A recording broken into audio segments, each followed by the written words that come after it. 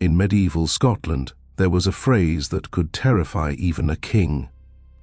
Overmighty subjects. Nobles so powerful they could rival the crown itself. Because when a subject goes unchecked, a king doesn't rule. He negotiates. He watches his own men bow. He learns the crown can be lifted off his head by the very hands sworn to protect it. In 1440, that fear had a name. The Douglases. Their teenage head, William Douglas, 6th Earl of Douglas, held land, castles and armed loyalty on a scale that made the royal court feel small. On the throne sat James II, still a boy, crowned, but surrounded by men who governed in his name. One was the Chancellor, Sir William Crichton, convinced Douglas power could fracture Scotland into civil war.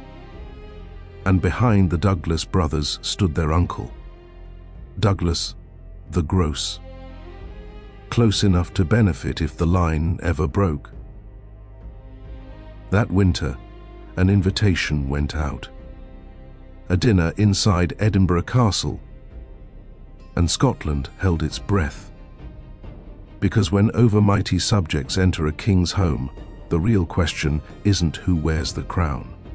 It's who controls what happens next. King James II did not grow into kingship gently. He inherited it as a child, after his father was murdered, and in a country like Scotland, a child king was not just vulnerable, he was useful. Because while the crown sat on a boy's head, the kingdom was steered by older hands. This was the reality of 1440. The throne was real, but power was divided between men who held land, castles, and the loyalty of armed followers. And no family held more of that power than the Douglases. William Douglas, 6th Earl of Douglas, was 16, young in years but not in influence. He controlled great stretches of the south. He had fortresses.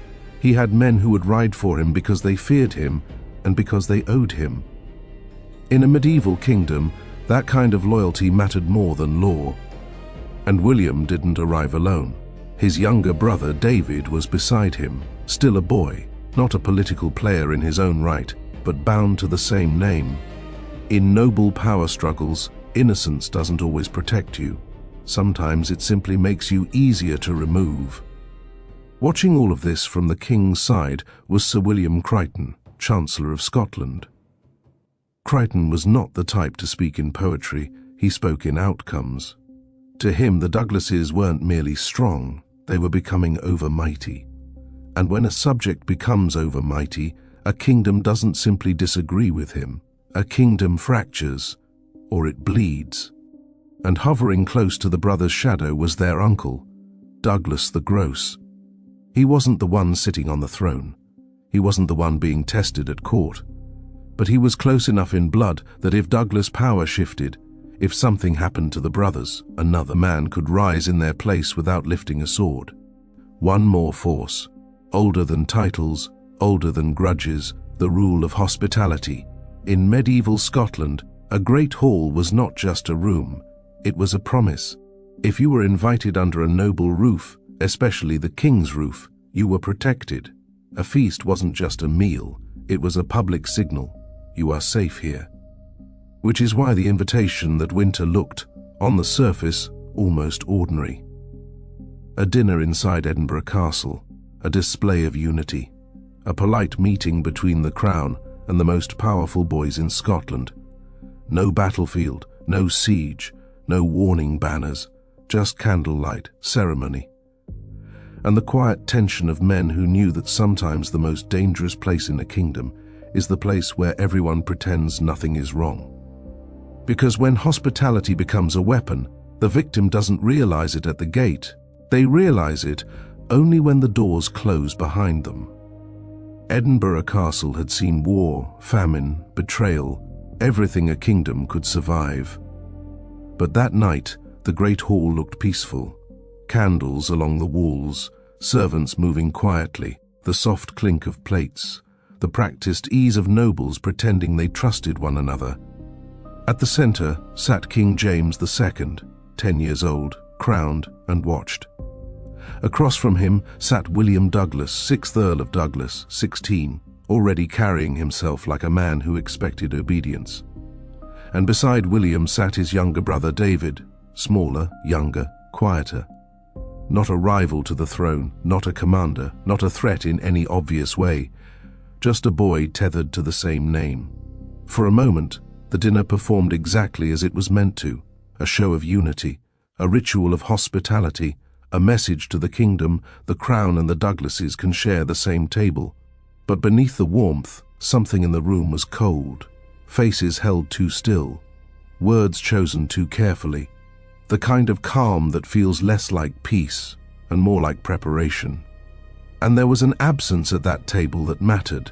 The Douglas uncle, known simply as Douglas the Gross, was not there, not seated beside his nephews, not exposed to the risk of being present. And later, people would remember that absence, because when bloodlines break, inheritance does not go to the dead, it goes to the nearest living man. At the king's side sat Sir William Crichton, Chancellor of Scotland. He watched the brothers with a stillness that didn't match the occasion, quiet, controlled, as if he were observing a calculation rather than a meal. To Crichton, this wasn't a dinner, it was a decision. A choice between one kind of bloodshed now and another later, because in his mind, the Douglases weren't merely powerful, they were overmighty, the sort of power that could split Scotland into civil war. And if Crichton believed that, then the logic becomes terrifyingly simple: spill the blood of two to prevent the deaths of thousands. Then, according to later tradition, repeated for centuries because it refuses to die, an object was brought forward and placed before the Douglas brothers. A black bull's head, not food, a symbol. The room fell silent. William Douglas understood immediately, the moment he realized the rules had changed. David followed his brother's eyes and went pale, because younger boys sense danger before they can name it. And then it happened fast enough to feel unreal, a sudden accusation, a mock trial spoken in fragments, men stepping forward as if the verdict had been written long before the candles were lit. James II, the child king, sat frozen at the center of it. Later accounts say he protested, some say he wept, some say he begged. Whether every detail is perfectly preserved or partly shaped by legend, the core truth remains: a king watched his own hospitality fail. William Douglas and David were seized, dragged from the hall, and outside, beyond the candlelight, beyond the ritual language of justice, the two brothers were executed, not killed in battle, not lost to disease, executed, a deliberate removal. And inside the hall, the candles kept burning. Plates still sat on the table, because that is what makes the Black Dinner so disturbing. Civilization did not collapse when innocent blood was spilled. It simply adjusted. A child king learned what power really was, and Scotland learned what a royal invitation could hide. And when the king is a child, he cannot punish the men who did it. He can only remember, quietly, and grow. The morning after the Black Dinner, Scotland did what kingdoms always do after an unthinkable act. It carried on. No public mourning in the great halls. No official confession that the rule of hospitality had been shattered inside the king's home. Just administration, letters, orders, the quiet machinery of the state moving forward as if the night before had been necessary. And the Douglas power did not vanish, not immediately. Castles still stood, men still wore Douglas colors, allies still calculated their next move. But two young lives were gone, the Earl Six and David, executed in a single night, and with them, the direct line of Douglas leadership snapped. So the titles fell where titles always fall when bloodlines break, to the nearest living branch. To the uncle, Douglas the Gross became Earl Seventh. He did not need to attend the dinner to inherit its outcome, and that fact, more than any rumor, left a shadow hanging over him. Because to the outside world, the pattern looked almost too clean. 2 nephews removed, 1 uncle rises, no risk taken by the beneficiary. Was he informed? Did he approve? Did he merely keep his distance and let others do what they planned to do anyway? History can't prove the private conversations, but Scotland remembered the shape of the result, and sometimes in politics, the result is the only thing that matters. Crichton's position would have sounded steady, almost reasonable, because that's how cold decisions survive in the mouths of statesmen. The Douglases were too powerful. Scotland was unstable. A child king could be swallowed by faction. Better to cut early than bleed later. It's the oldest argument in power. Commit one controlled cruelty now to prevent a larger chaos later. And to a certain kind of mind, that calculation feels like patriotism. But calculations have consequences, especially on children. James II had witnessed a sacred promise broken under his own roof. He had learned that ceremony could be a weapon, that law could be performed after the verdict, that a king could sit in the center of a room and still be powerless. And perhaps most importantly, he learned something that never leaves rulers who learn it too young. If the crown cannot protect, the crown must control. That lesson would not fade. It would wait. It would grow with him. And while Earl VII settled into his inheritance, the Douglas power remained, alive, armed, ambitious, still the most dangerous force in the kingdom. The Black Dinner had not ended the Douglas threat. It had merely changed its shape. Because Scotland was about to learn the truth Crichton feared most. When you cut down one branch, the roots don't die. They send up something stronger. Earl VII, Douglas the Gross, did not rule forever. He died a natural death. And with that, Douglas power passed not sideways to a cousin or a rival, but directly down the bloodline. His son became William Douglas, 8th Earl of Douglas. That name matters because it signals something dangerous in medieval politics, continuity, not just of wealth, but of grudges, not just of castles, but of memory. To the crown, this wasn't simply another earl. It was the Douglas machine rebooting, stronger, younger, and less patient. The 8th Earl behaved like a man who could bargain with kings. He forged bonds with other nobles. He collected alliances like weapons. He held influence in the south so deep that royal authority began to look like something that needed permission to enter. And James II was no longer the boy at the table. He grew into adolescence inside a court that had taught him a brutal lesson early: power is not granted by a crown, power is enforced. But there was still one tether holding him to the world of guardians and advisors, the men who had ruled around him while he was a child. And then one of those men disappeared from the board. Sir William Crichton died in 1454. For Scotland, it was the end of a career. For James II, it was something else entirely. It was a release. Crichton had been the cold voice of necessity, the man whose logic could justify the unthinkable for the sake of the realm. Now that voice was gone. No more older hand shaping decisions in the king's name. Now it was the king's name, without a mask. And as Crichton's influence faded into the past, the 8th Earl's ambition pressed closer to the throne. It became harder to pretend the Douglases were merely loyal subjects. This was an overmighty subject standing in the doorway of kingship, testing whether the boy who witnessed the Black Dinner had grown into a ruler or remained a symbol. So James II did what a maturing king eventually must do when a rival power refuses to shrink.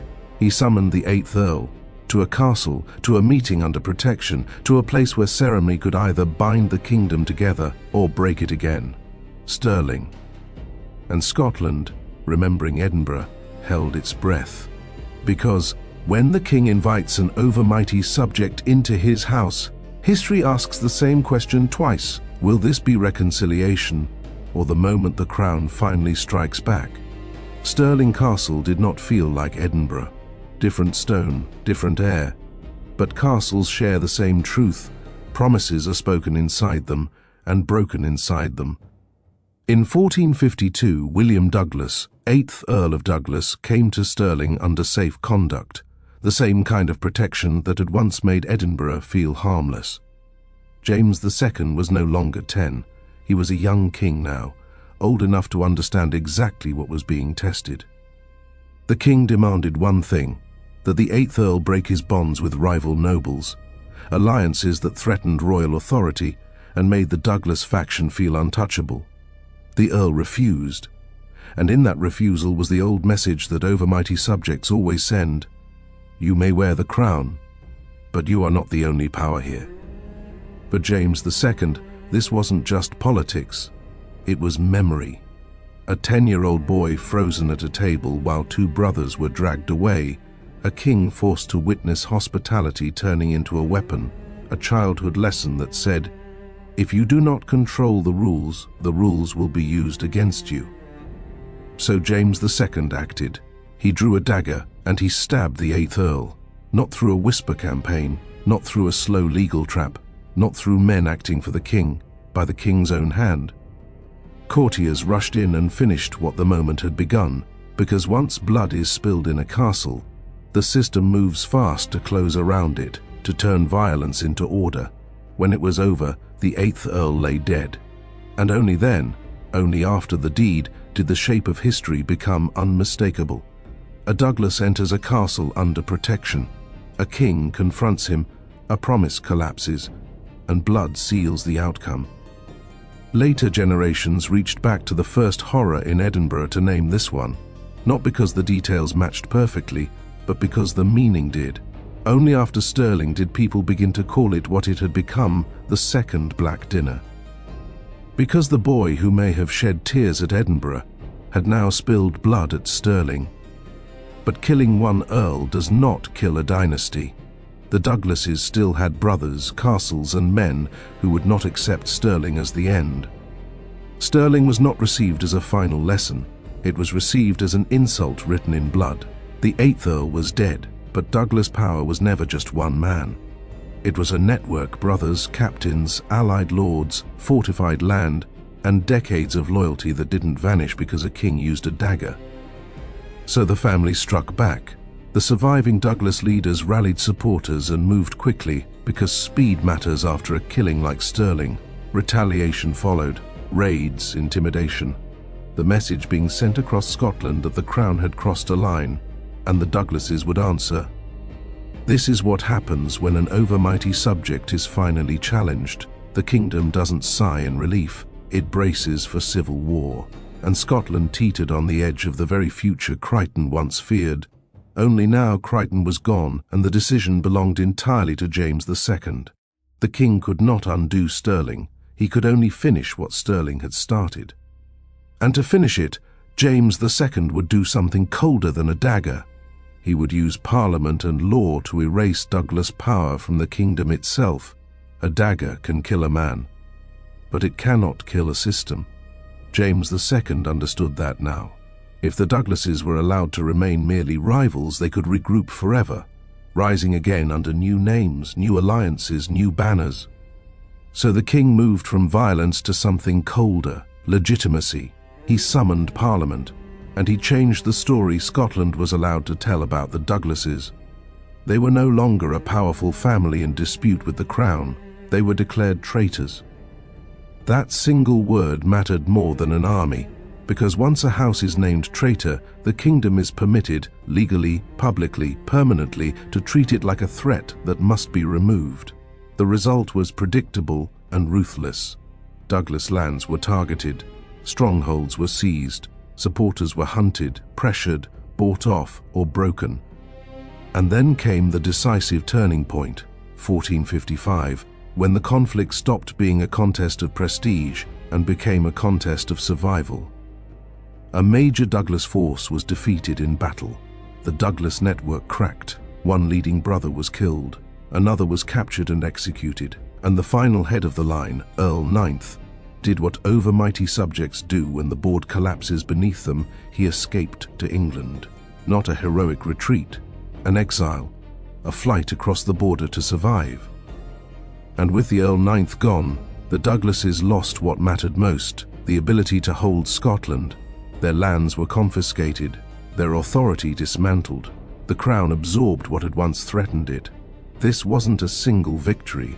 It was the deliberate dismantling of a rival dynasty, using law, war, and seizure. The phrase overmighty subjects stopped being a present danger and became a warning story told by kings. But after a house falls, history demands one final accounting: who died, who was executed, who escaped, and what the king became in the process. History becomes sharpest when it turns human lives into a list. William Douglas, 6th Earl of Douglas, taken from the feast at Edinburgh Castle and executed after the Black Dinner. David Douglas, smaller, younger, not the central political threat, yet still removed and executed beside his brother because bloodlines leave witnesses. The uncle, Douglas the Gross, not present at the Black Dinner, later became Earl 7th, then died a natural death, forever shadowed by the fact that he benefited when the boys were gone. William Douglas, 8th Earl of Douglas, stabbed to death by King James II at Stirling, the moment later remembered as the Second Black Dinner. Earl 9th, defeated in the final collapse of Douglas power and escaped to England, where exile replaced rule. A house that once towered over the crown was reduced to executions, exile, and confiscation, and the kingdom was changed, whether for better or worse. Because the real ending isn't the fall of the Douglases, it's what their fall created: a king who learned, step by step, how to spill blood to secure a crown. The Black Dinner began as a message to the kingdom, a display of control, a warning to overmighty subjects, but it also became a lesson, quietly delivered to a 10-year-old king who could not stop what was done under his roof. If later tradition is true, James II wept. Whether every detail of that moment survives perfectly doesn't change what it represents. A child king witnessing the rule of hospitality being shattered, watching protection turn into a trap, watching ceremony become a weapon. And that kind of lesson doesn't vanish, it waits. It grows alongside the child. Years later, at Stirling, James II faced the 8th Earl and did what he could not do in 1440, he acted. The boy who once sat powerless became the king who struck first. And by 1455, the process was complete: law, battle, confiscation, Douglas power broken so thoroughly that the head of the house fled into England. So the story comes full circle, and it leaves a question that history refuses to answer for us. Did the Black Dinner save Scotland from civil war, or did it train a child king to believe that murder is governance? Because if a kingdom preserves itself by breaking sacred rules, by turning hospitality into a weapon, then maybe the kingdom doesn't become safer, maybe it just becomes colder. If you want more dark history told through the people trapped inside it, subscribe, and I'll see you in the next story.